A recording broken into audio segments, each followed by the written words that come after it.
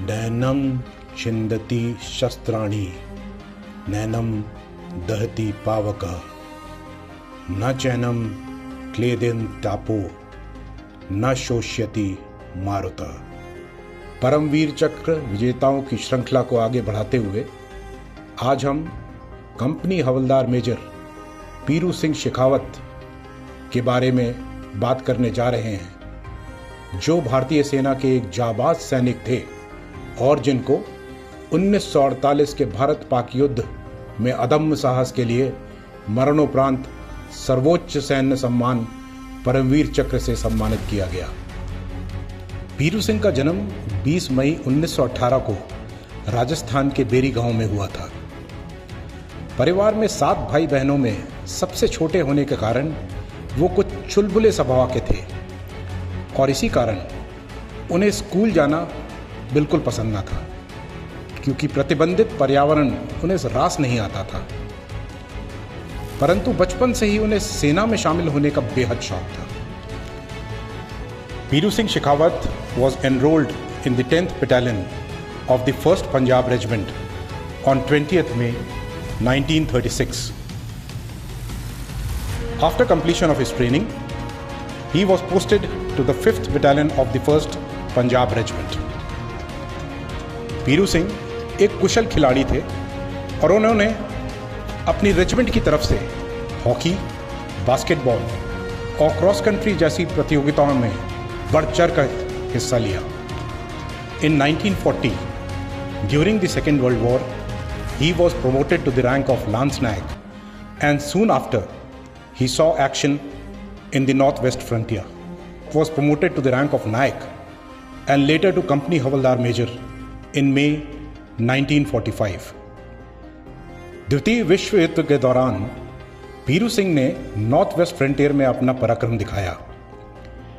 युद्ध समाप्त होने पर उन्हें जापान भेज दिया गया, जहां वह सितंबर 1947 तक ब्रिटिश कॉमनवेल्थ ऑक्यूपेशन का हिस्सा रहे।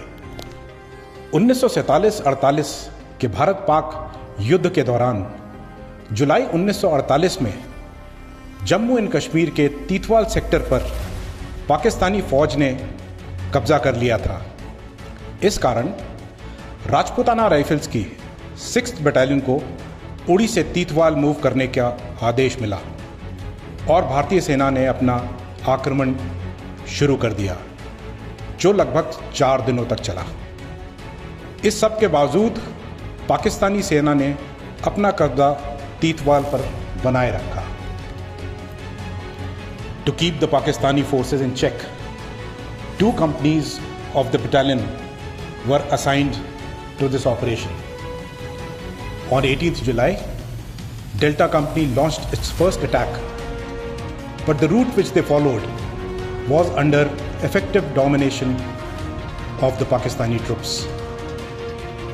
As Delta Company advanced, they had to face heavy shelling from the Pakistani army, in which around 51 Indian soldiers sacrificed their lives. इस सब के बावजूद पीरू सिंह ने हिम्मत नहीं हारी और इन असाधारण परिस्थितियों में भी अपने बचे हुए जवानों को लड़ाई जारी रखने के लिए प्रेरित किया। कुछ समय बाद स्वयं घायल होने के बावजूद जब पीरू सिंह अकेले रह गए, तब भी उन्होंने हिम्मत नहीं हारी और दुश्मन के 2 बंकर्स को ग्रेनेड से ध्वस्त कर दिया, जिससे दुश्मन को काफ़ी नुकसान हुआ।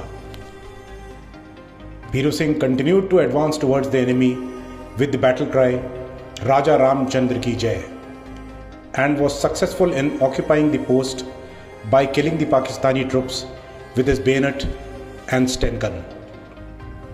जब तक पीरू सिंह इस पोजीशन को कैप्चर करते, तब तक इनकी कंपनी के सारे जवान या तो घायल हो गए थे या वीरगति को प्राप्त हो गए थे।